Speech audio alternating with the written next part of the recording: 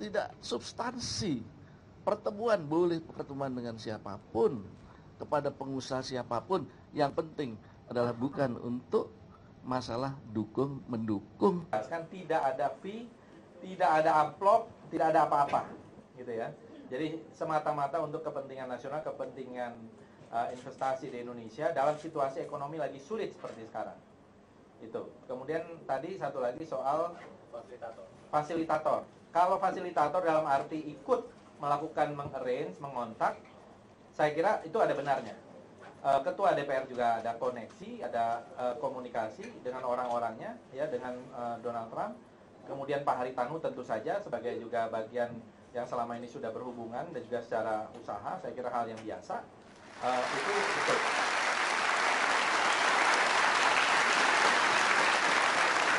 Ya, itu tadi cuplikan konferensi pers pimpinan DPR, Ketua DPR Setia Novanto dan Wakil Ketua DPR Fadlizon soal yang banyak disoroti masyarakat, soal pertemuan mereka dengan Donald Trump. Tadi Bang Junimar sudah menjelaskan apa saja yang sudah dilakukan dan tampaknya tidak bisa dilakukan oleh MKD karena hambatan-hambatan tertentu. Tapi saya ingin sebelum kita masuk lagi ke soal MKD dan apa yang bisa kita harapkan dilakukan, saya ingin minta tanggapan dari anggota Dewan yang lain. Tidak usah dulu ke pengadu karena saya sudah tahu kenapa Anda mau mengadukan, Mas Budiman. Saya ingin tahu misalnya dari Pak Saifullah, dari Mas Yandri, adakah rasa yang dilanggar? Anda sebagai anggota Dewan, pimpinan Anda melakukan itu hal yang biasa saja atau ada rasa yang dilanggar? Mbak Najwa, menurut saya prinsip, kalau misalkan siapapun di anggota DPR, kalau misalkan diadukan ke MKD, semua harus ngasih contoh.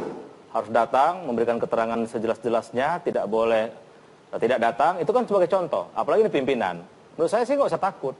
Jelaskan sejelas-jelasnya, sedetil-detilnya apa yang terjadi. Persoalan nanti keputusan MKD apa ya urusan nanti. Tapi coba kasih contoh juga ke kami. Kasih juga contoh kami kalau misalnya nanti sewaktu-waktu anggota lain diadukan ke MKD, itu juga bisa membangkang karena pimpinan tidak memberi contoh. Jadi saya sarankan Pak Setia Novanto dan Pak Fadlizon itu sebaiknya marah harus proaktif, nggak perlu dipanggil harusnya. Gitu loh. Ini saran saya sih. Oke, Pak Saifullah? Ya, saya sependapat bahwa kepatutan dan kewajaran itu mengacu kepada tata tertib. Itu menyangkut diplomasi DPR.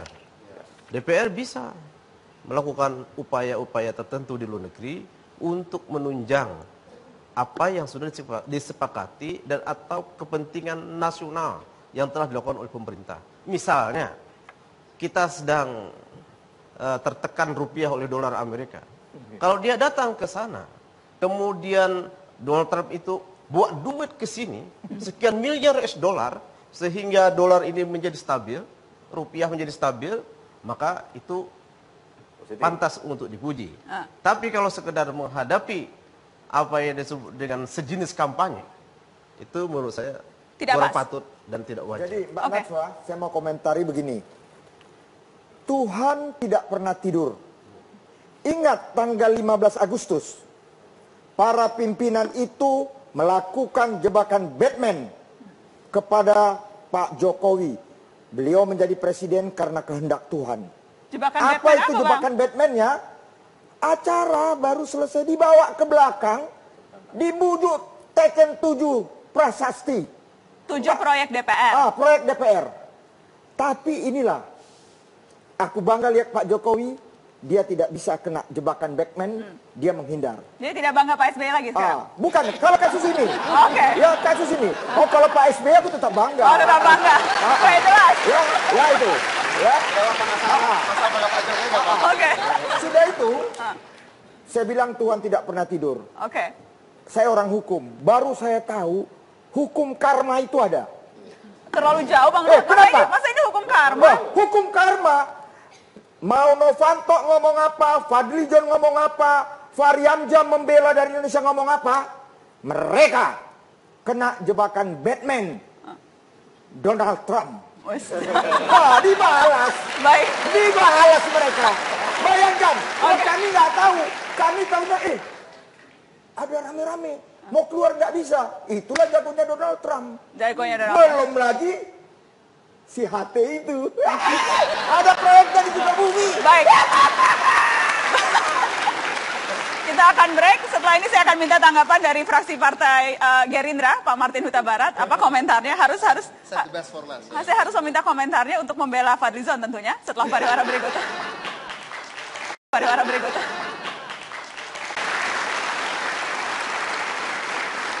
Pemirsa, malam ini Mata Najwa menyoroti DPR dan salah satu yang kita bahas malam hari ini adalah soal dugaan pelanggaran etika oleh pimpinan DPR.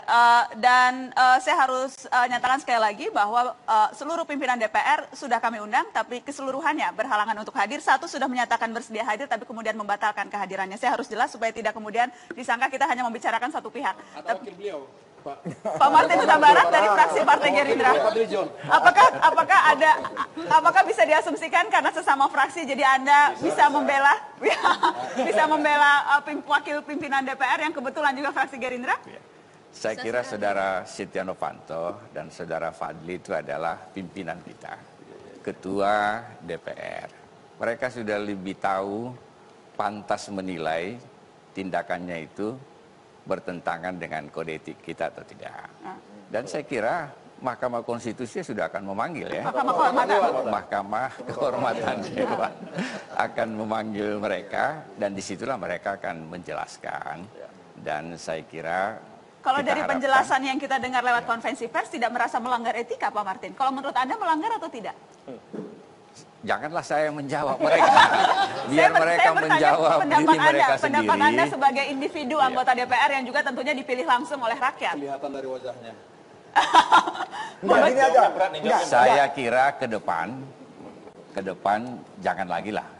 Ke depan jangan lagi. Itu. Kita harus menghindari DPR menjadi polemik karena tindakan-tindakan kita yang tidak substansi. Misalnya soal perdebatan RUU. Undang-undang ini kan yang disorot rakyat kita, kenaikan tunjangan lah, soal pembangunan gedung lah, macam-macam yang sebenarnya itu merugikan DPR sendiri karena dia tidak mendapat simpati dari rakyat dengan perdebatan-perdebatan ini. Jadi kalau saya fraksi kira Partai Gerindra sendiri apakah mengeluarkan statement soal ini karena kita tahu Golkar paling tidak lewat sekretaris fraksinya Bambang Susatyo sudah mengeluarkan statement. Gerindra sendiri melihat ini seperti Gerindra apa? melihat bagaimana Mahkamah Kehormatan Dewan itu mengambil sikap dalam soal ini. Kita mengikuti karena Gerindra itu selalu patuh kepada sistem dan aturan yang ada. Itu yang selalu diajarkan oleh Pak Prabowo pada kita.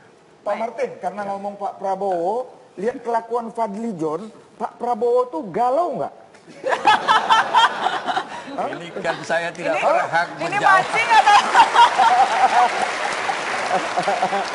karena saya bisa kena jebakan Batman juga.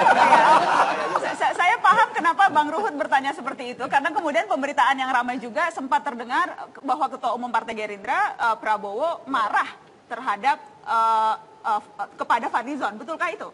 Saya tidak lihat ya, saya tidak tahu. Tetapi memang kita dari sudah surat masuk dari fraksi Gerindra itu atas arahan Ketua Dewan Pembina garis miring Ketua Umum Gerindra, maka ditangguhkan perjalanan ke luar negeri. Itu berarti saya paham 08 itu bersikap seperti apa. ya memang kita sudah dilarang untuk bepergian ke luar negeri khusus anggota DPR dari fraksi Gerindra. Karena kasus ini, Pak? Oh iya.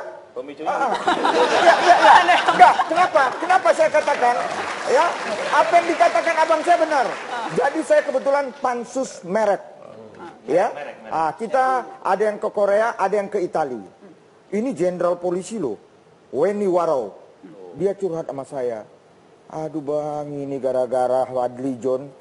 Saya salut lihat Pak Prabowo. Kami sekarang diperintahkan tidak boleh ada lagi yang ikut-ikut kaitan dengan studi banding apapun ke luar negeri. Mantap nggak?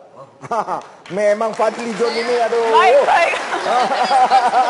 Respon yang tadi disampaikan sebenarnya ini adalah cambukan bagi teman-teman DPR. Sebenarnya keinginan kita adalah bagaimana DPR mencoba untuk membangun sistem bukan membangun sistem tapi membangun transparansi dan akuntabilitas. Ya. Terutama berbicara soal akuntabilitas. Kalau berbicara soal akuntabilitas selama ini kan akuntabilitasnya kan bersifat vertikal. Laporan, realisasi anggaran untuk ungker sekian.